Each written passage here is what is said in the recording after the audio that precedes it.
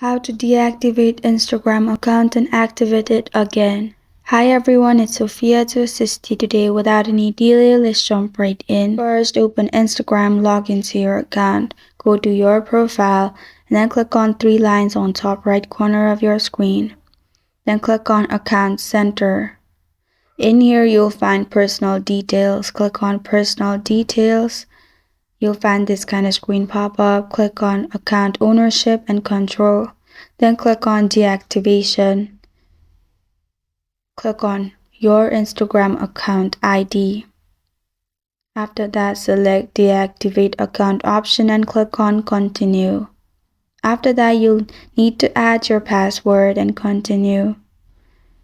Add a reason for your deactivation and continue. Click on Deactivate Account. After that, you will be logged out from your account. After that, if you want to activate it, simply add your username and password.